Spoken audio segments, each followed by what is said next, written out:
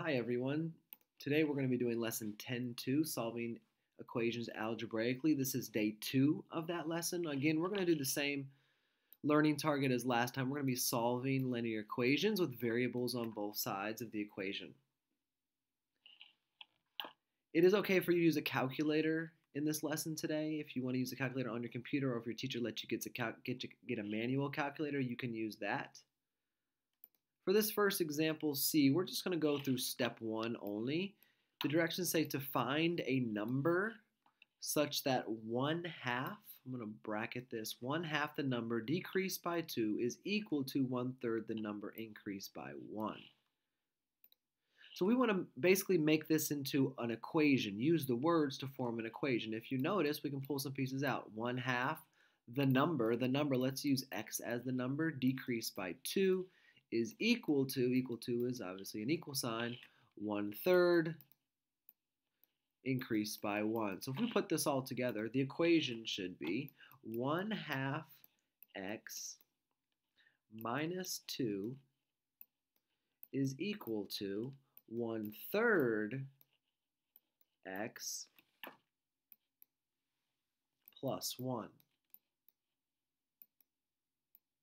This is what your equation would be. We're not going to do steps 2 or 3 right now, but we just took these words and made an equation with variables on both sides. What I want you to do is I want you to go to the try these. Just do A right now on your own on your paper. So press pause and see if you can turn this sentence of words into an equation.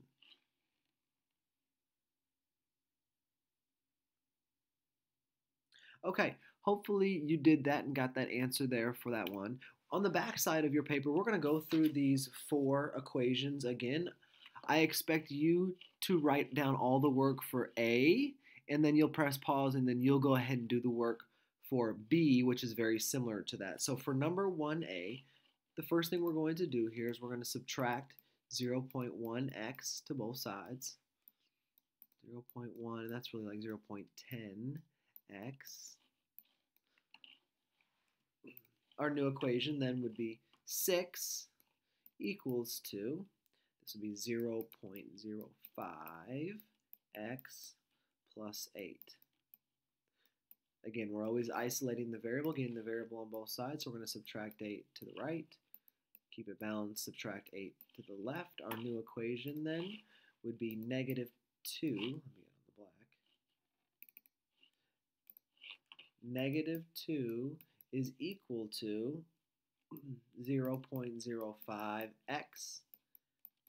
Last step here, to get the x by itself, you would divide by 0.05. Do the same thing over here, and this is probably where you're going to need your calculator again, unless you want to work all this out by hand, which you could. But the answer, when you solve this, negative divided by positive should be negative 40 is equal to x. Circle that final answer. And of course, you can always go back and check in your answer there. Press pause now and do number 1B on your own. For number 2, to solve for x in this problem, notice we have to use the distributive property. So we're going to distribute the 2 to the 2 terms inside on both the left and the right side of the equation. So here we're going to distribute the 6 to the x term and to the 3.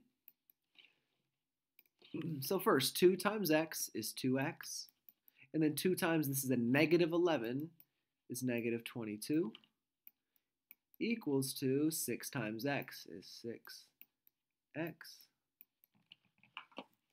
and then 6 times 3 is plus 18.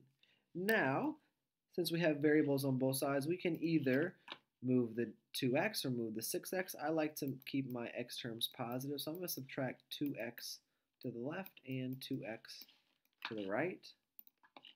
And then we'll just have negative 22 on the left is equal to, this would be 4x plus 18. Subtract 18 to the inverse operation of adding 18. Keep this going down.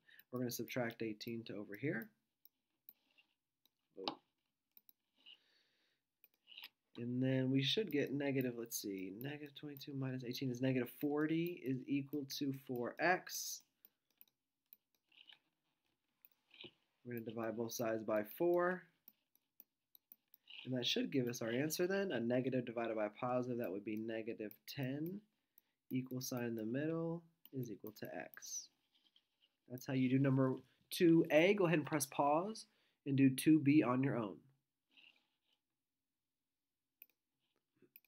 For number 3, this one we just notice we have a fraction coefficient, a negative fraction coefficient. To get rid of a negative fraction coefficient, you're just going to multiply by the inverse. You want to get rid of it with a negative. So the inverse of 4 over 5 is just flip it. It's 5 over 4. And if you multiply that, same thing on the other side, negative 5 over 4, multiply that. So these over here on this side, that would just cancel out, and you would get x by itself, which is what we want to do. That's why we multiplied by the reciprocal. Here, we're really multiplying by 36 over 1 times negative 5 over 4. So to do this, 36 times 5, maybe you want to get your calculator, but that would be negative 180. Like multiplying fractions here, multiply straight across over. 1 times 4 is 4. So if we're going to simplify that down, then your final answer would be x is equal to negative 45. Oops, negative 45. Go ahead and press pause and do number 3B on your own. And then finally, number 4. Number 4, again, we have the distributive property. So you'll notice this 2 is what we're going to distribute to the x and to the 5. But pay attention to that negative. It is with the 2 as well, so we're really distributing the negative 2 there. So I'm just going to keep this 5 and bring it straight down. So it's 5, and then we're going to distribute the 2 to the x, the negative 2 to the x, which would be negative 2x, and then the negative 2 to the 5, which gives you a negative 10, and that equals to 30. Notice we have to combine like terms on the left side again because we have a negative 10 and we have a 5 here. Combine those two. If you add negative 10 and 5 together, you're going to be left with 5 again.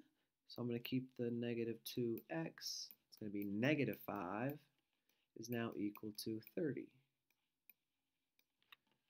Okay.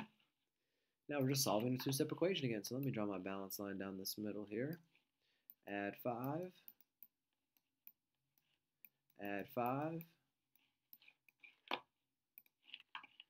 Negative 2x is equal to 35.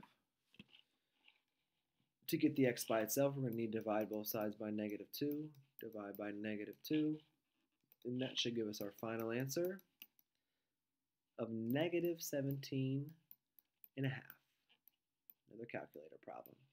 Hopefully you guys have all these notes down on your paper, and then you've completed them all independently on your own. Make sure you're getting ready to do this independently on your exit ticket today. If you have time left over, you can go do IXL before the exit ticket.